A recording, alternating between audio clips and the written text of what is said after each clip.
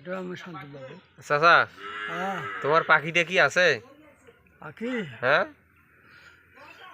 পাখির দেখা এখনো আমার হয় নাই।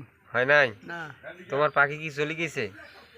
পাখি হ্যাঁ, পাখি গাছের ডালে আছে, তো সে ডাল থেকে এখন কোথায় গেছে সেটাও আমার যে খোঁজ এখনো পাই নাই। তোমার পাখি নাকি অন্য অন্য অন্য ডালে বাসা বাঁধেছে।